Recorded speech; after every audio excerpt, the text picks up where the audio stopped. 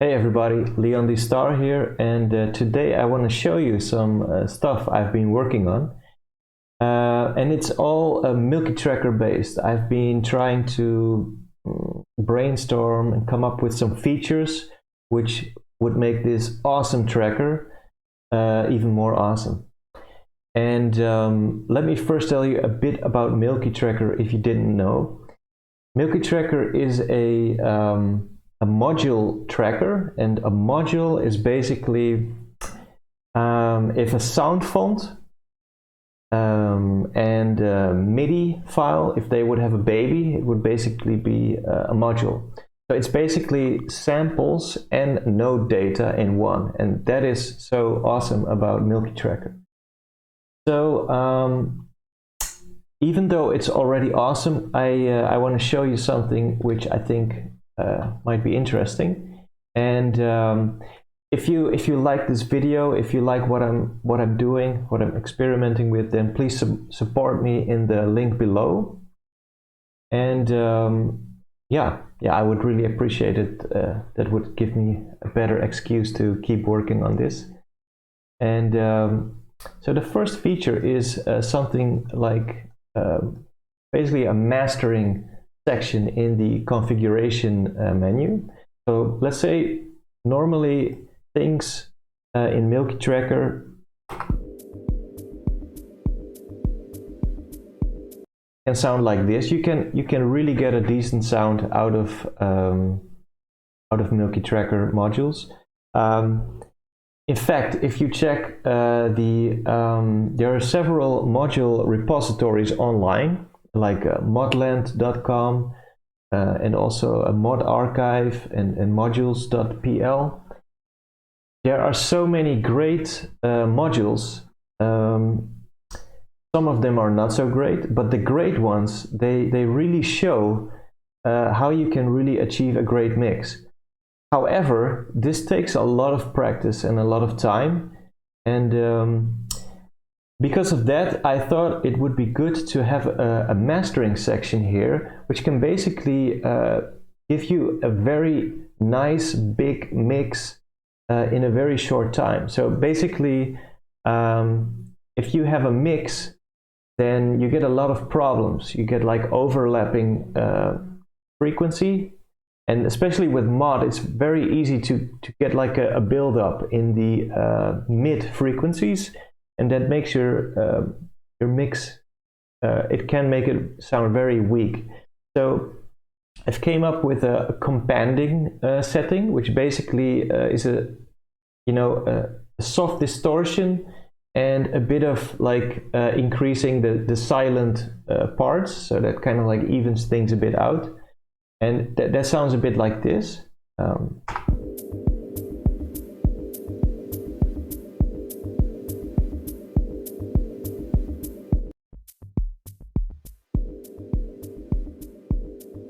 As you can hear, it's a bit more articulated.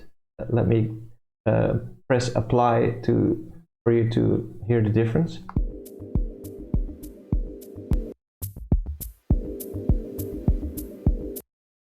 But we also have a pretty aggressive one. This is called the punch limit, and it has a special feature. It's called a punch instrument, and it basically means that if you select an instrument here, number 2, it means that that instrument will be 2 times louder. So that means that in this case, instrument 2 is this one. Like all the samples under this instrument will be basically multiplied in volume. And so now I have a kick drum here, but you could also do other things here which really punch very hard into this limiter. So let me just give you a comparison. This is without.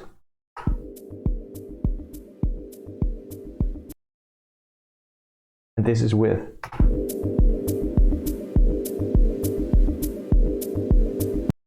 The funny thing is that it doesn't clip. If you look at the, if we reset the clipper here, it means it doesn't clip. The peak level is not red, so that is pretty amazing about this limiter. I will show you how we can easily add clipping with the compander by just multiplying the kick drum here. So let's just add a couple more. And here in the top at the peak level, you see it became red, which means it's clipping. And if we enable this punch limiter and reset the peak level, it really slams into the limiter. This is basically a very, very easy approach to get a really nice sausage mix.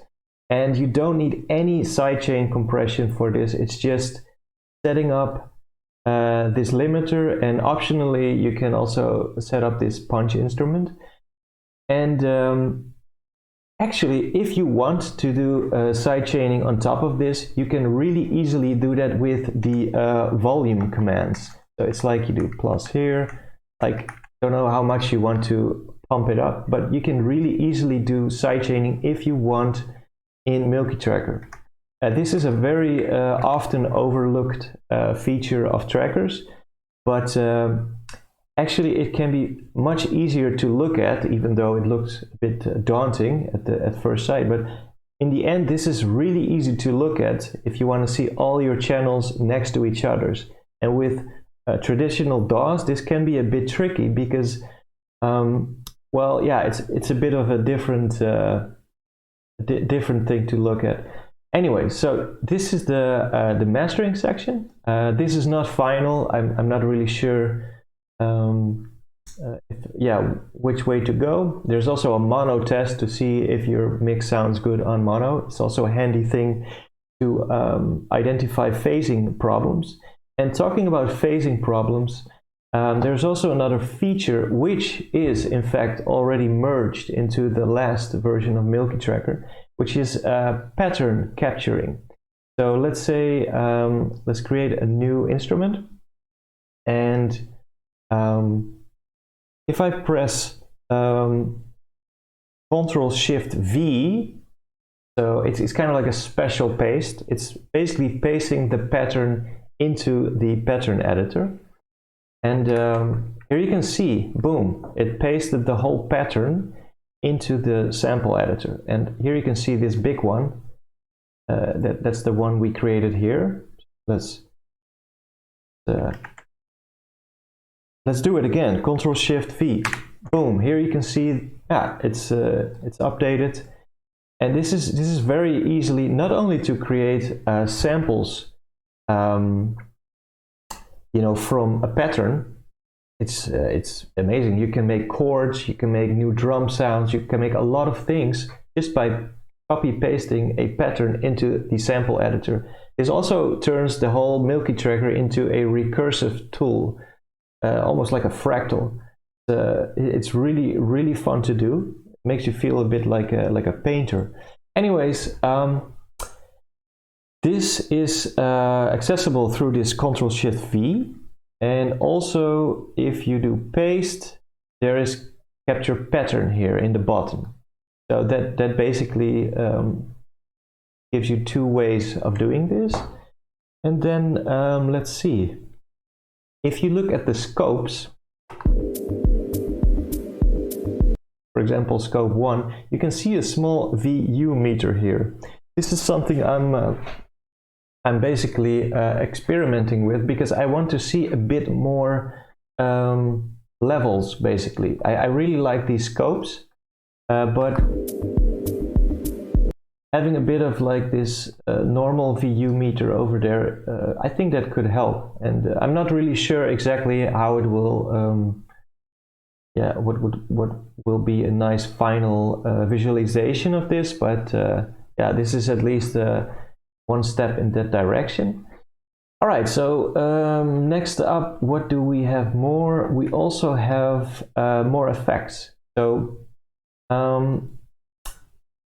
let's start with, for example, compression. Let's say we have this this sound, and of course you can make it louder by adding some volume, but you do that a couple of times, you can see, uh-oh, we're getting distortion. So this is kind of like not good. So what I added is basically a compressor, a very simple one. It has 4 settings. So if we go for a very clean one, then we will set this to 0, and let's set this to limit 0, 1. And if I repeat this, you can really see that it's evening out. So if I would normalize it now, boom, here you can see like a sample which is very loud and has zero distortion.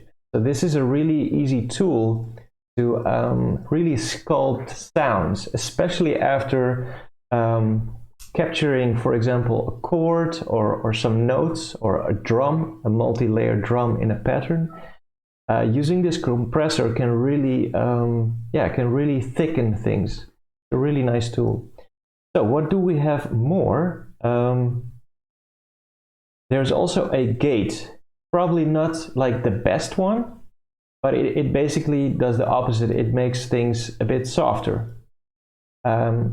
This gate is basically, it was an accident. I was just curious, like what would happen if I would, use this compressed output, kind of like subtract it from the sound. And actually it turned out it was a gate, and it's probably a very poor gate again. But anyways, it's something I was experimenting with. And another thing is an exciter. So this is basically something which boosts the high frequencies. It's there's already something like this. It's called the ProTracker Boost. You do this a couple of times, you can really see the high frequencies going crazy there. It's a nice effect, ProTracker Boost, and maybe even better than this exciter. But yeah, I was just excited about this implementing an exciter. Then we have, I also implemented like a filter, because I think even though the EQs are really good, I am super happy with them, even though you could use this as a filter by repeating it, redo, redo, redo, boom, boom, boom, see all the high frequencies disappear.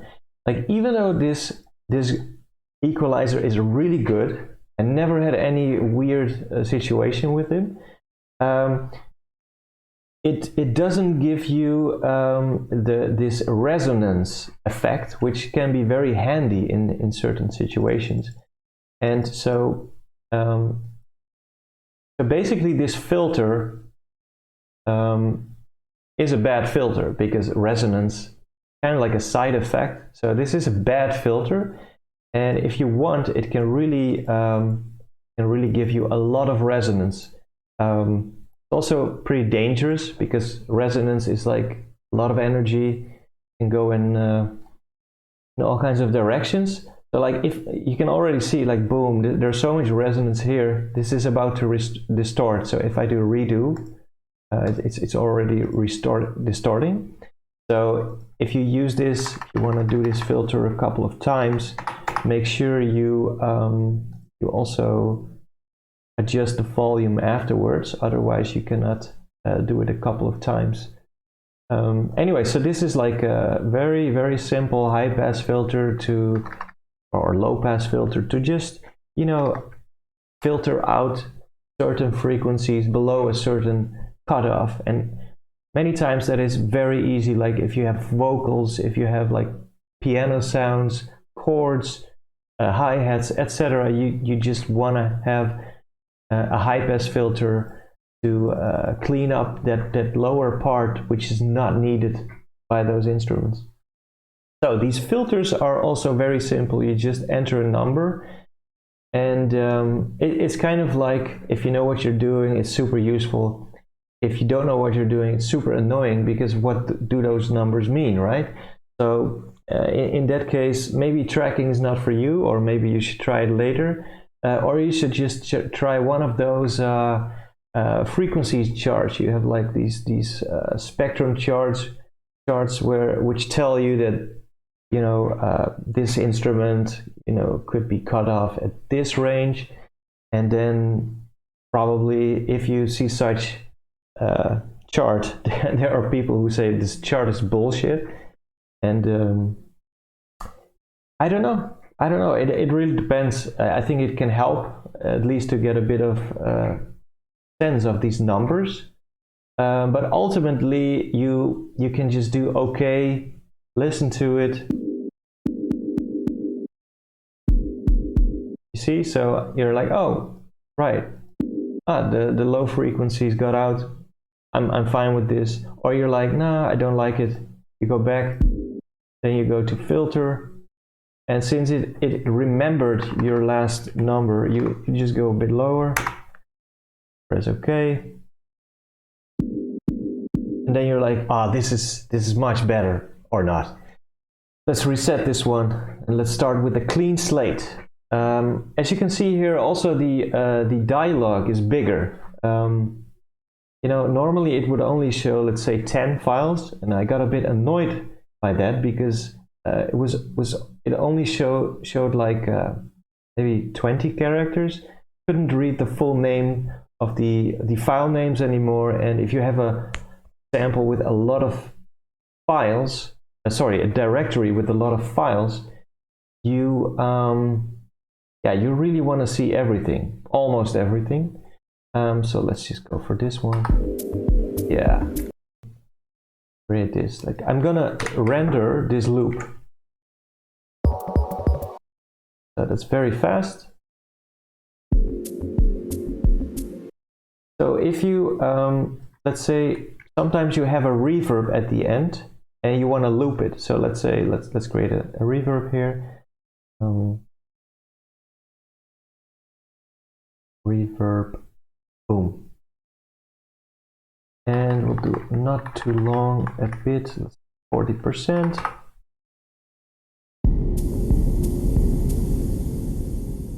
So now you have this tail, right? Like, you can't loop this sample properly, but you can. Now you can. Let's say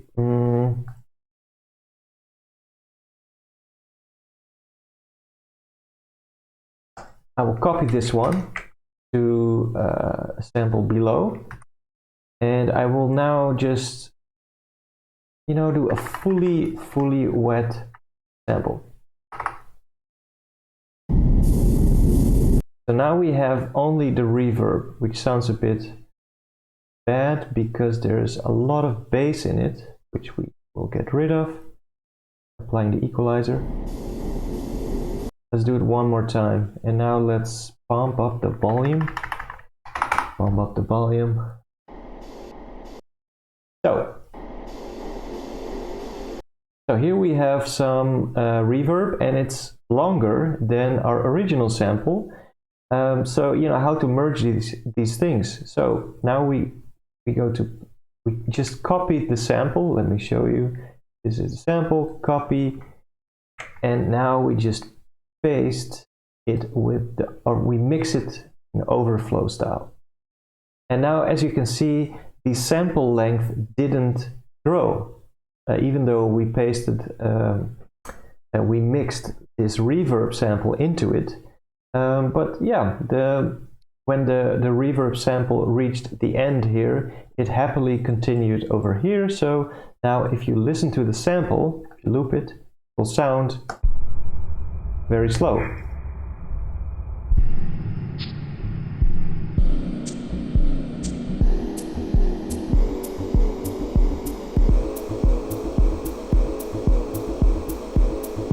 So as you can hear, the reverb is continuously here. I can even demonstrate it in another way to make it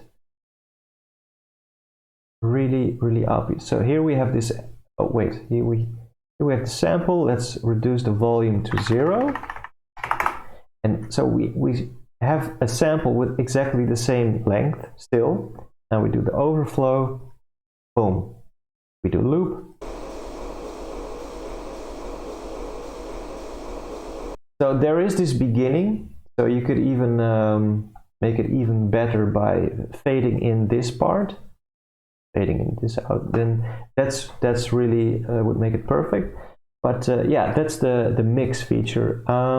Okay, so another feature I was experimenting with is the vocoder. Basically, it allows you to use the copy-paste buffer as a vocoding mechanism. So let's say we have this pattern, and if we would just fully focus on the beats, so we have the beats here. I pressed Ctrl-Shift-V to paste it into the pattern editor, and let's also save this other stuff and save that as well. Let's maximize that. And now basically the idea is that you copy this. So this is the carrier or the modulator, I'm not really sure which is which, and you apply it on top of this percussive sample,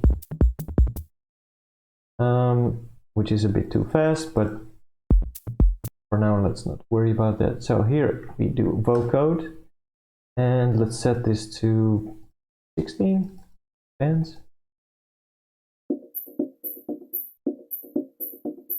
Aha, there we go. Maybe the 16 band is.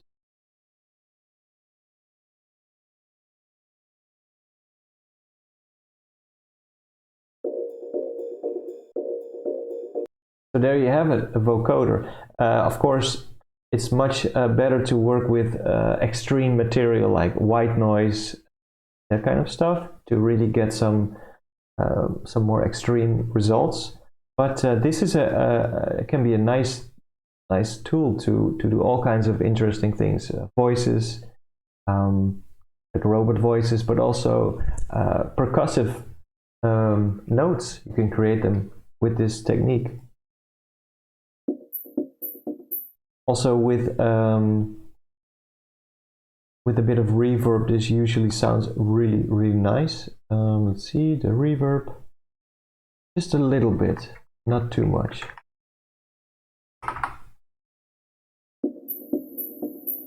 Ooh.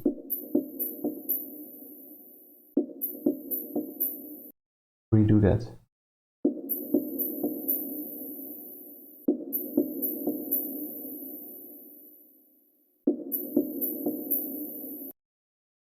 Actually, you could actually use something, something like this as a background sound as well. Let's crop this,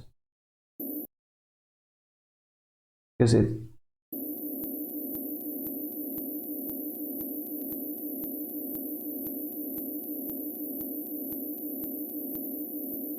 okay, so another powerful feature is a built-in sample generator. So normally when you download a tracker, you need samples. So in that sense, it's not really batteries included. So I came up with a way to generate some sounds, and using the sample editor, you could generate some interesting stuff. Let's say we want to create a hi-hat. So basically, you start a new instrument, and well, first I will enter some the hi-hat notes here. Boom, boom. You could also, like hardcore trackers, they press Ctrl-Alt+. Then you can see here this step is moving, incrementing, and then you can do this. Boom.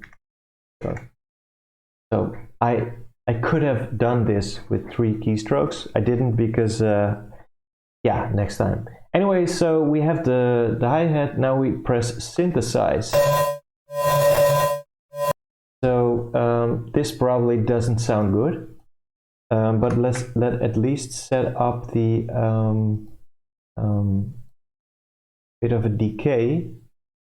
Could be like this, this, this. That one can go, and that one can go. So now let's see how this sounds.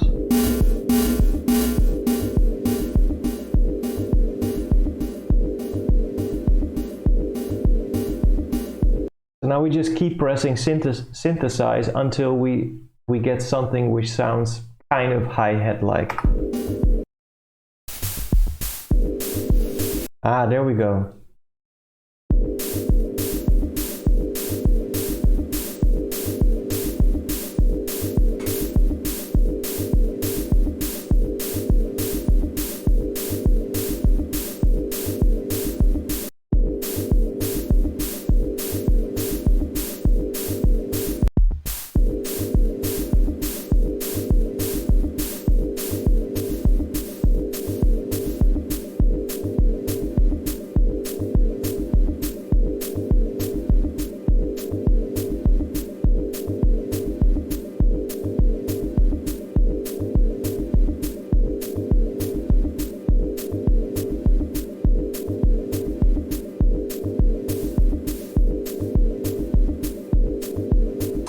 So there you go. This is how we just created a hi-hat sound. You have to be a bit lucky. It's a bit of a slot machine in that sense, but sometimes a bit of noise-like sound comes along. And let's say we want another cool sound, create another instrument. And this kind of like prevents you from going into some kind of sample directory rabbit hole, which is not really inspiring. Like browsing directories while creating music, it's much more fun to just create the music and focus on that. So let's create some notes.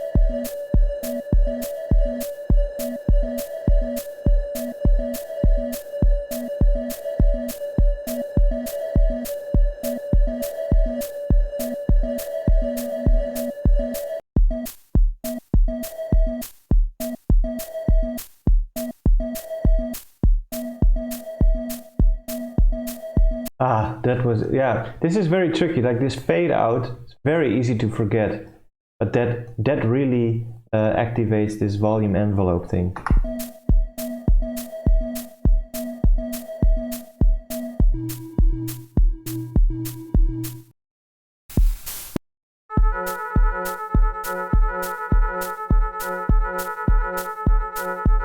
You know what? I like, you know, some parts of this, I don't like some other parts of this. So what I will do, I will just resample this, but not with the kick drum and not with the hi-hat.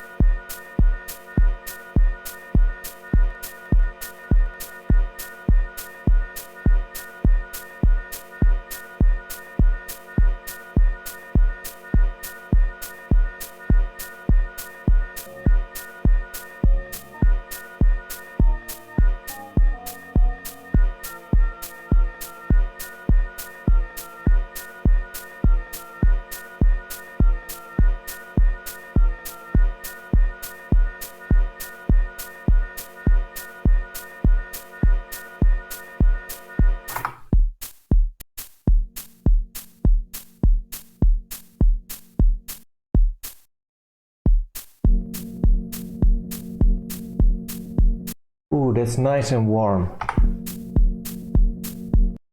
Sorry, I'm getting a bit carried away here. Anyways, what was I just doing? I was just resampling stuff, I was synthesizing stuff, and it really, you know, it can really carry you away. Like, you just hit the synthesize button and you will come up with completely different ideas, completely different techniques, and it's a nice sketchpad, and it keeps you away from the nasty file browsers. So that's the synthesizer. So far, I hope you liked this video. All these things are still in beta, so I'm not really sure if I'm gonna you know, send out binaries to people, but yeah, it really depends a bit on how much time do I have. You know, is there interest? Are people donating and stuff? Because otherwise I will just use it as a personal tool. There's also another thing I've been working on, but that's quite a big one, and I'm not really sure if I can really if I really have the time. But basically, in edit mode, I was playing with a step sequencer function, which basically turns your MilkyTracker into a groovebox. You know, there's many grooveboxes out there. All of them have step sequencer, And this would turn your pattern editor into basically a keyboard controlled step sequencer. So yeah, what can I say? So basically every channel, as you can see now, is aligned under the scope, and every sample basically correlates to a scope and a column here. So you can set triggers here, just like a tracker, and if you want to go really like in detail, do some in detail editing, you can press caps lock, boom, and you're jumping right into the tracker. If you press caps lock again, you're back into step sequencer mode. So basically caps lock with this feature would make you switch back and forth between, let's say, live performance mode and the tracker mode.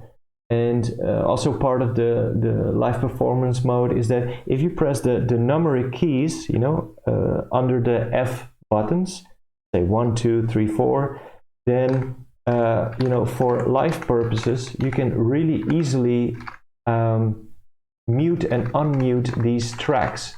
So this would make it much easier for live to use, especially for techno and that kind of stuff. I was also thinking about like you know, adding MIDI out, MIDI in, so that basically the scope or the sample, let's say sample 1 in step sequencer mode, correlates to scope 1 and therefore column 1, and would receive notes on MIDI 1 and could send out notes on MIDI channel 1. So, you know, I was thinking a bit about like a static mapping so that you could use this step sequencer as a MIDI instrument. So yeah, I'm not totally sure about this. I noticed that this mode still has a lot of problems, especially a copy paste is somewhat tricky. I've disabled it. Also, if you see here some side effects, which totally makes sense in pattern mode. There's a couple of bugs I introduced by hacking this. So this is a very incomplete feature. Not really sure if I should go into this, but again, like if you want to support me, let me know, and I will start to think about it. But yeah, this is basically what I was working on, and I hope you enjoyed it. Keep tracking, and if it's on an Electribe or on a tracker on your laptop, doesn't matter. Keep tracking, and see you in the next video. Bye.